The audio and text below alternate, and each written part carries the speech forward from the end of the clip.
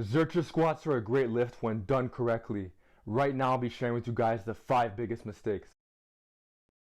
So before I talk about the technique and mistakes of the Zercher squat, just know that these apply more to novices and intermediate level lifters, because the full body awareness of the advanced lifters is way past the other lifters, and they could get away with certain things that the novices can't. I'm also using an axle bar because of reasons previously stated on my official Zercher guide. So the first biggest mistake on the Zercher squat is relaxing the elbows on the knees.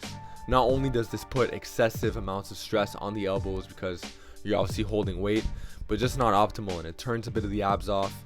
We want the elbows to be a bit more higher, a bit forward, and this gives us a lot more reach, just like a safety bar squat, but it's also a lot safer. So secondly, another big mistake is relaxing the bar at the bottom of the squat.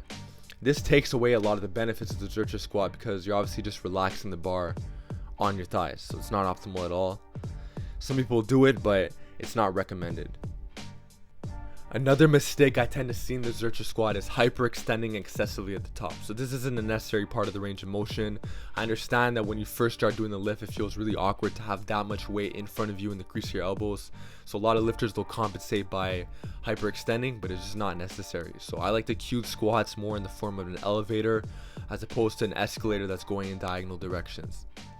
Now, my disclaimer for this one is that certain lifters could get away with it as far as upper back rounding. So guys like Eric Bugenhagen, a lot of strongman competitors do a lot of stone lifting, but for the most part, if we're talking about novices and if we're talking about intermediate lifters, they don't have to be doing Zerchers with a rounded upper back.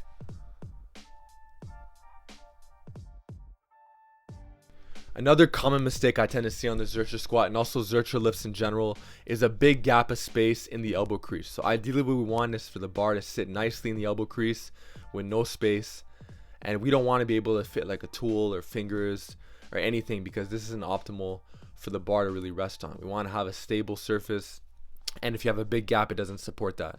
So as a bonus tip, I don't like it when lifters aggressively drive their elbows into their stomach, into their ribs when they're squatting. I don't think that's optimal. I think it makes it harder to breathe, and also we don't get the benefits of reaching by having the elbows slightly forward. So I'm going to show you guys what I like to do instead in just a moment.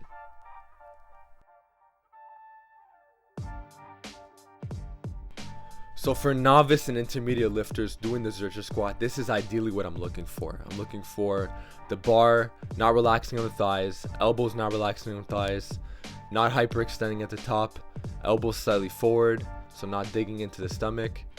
And I'm also looking for the bar sitting nicely in the crease of the elbows. If you could do all those things, the Zercher squat's going to look a lot better. It's going to look a lot cleaner. It's going to look more of like an elevator as opposed to like an escalator. Now, if you're not a narrow stance squatter, you could also be doing this lift with a wider stance with the elbows closer in. That works as well. But notice how when I do it like this, my elbows are not relaxing on my thighs. So just skinning them slightly, skinning my adductors, and that's basically how you do the lift.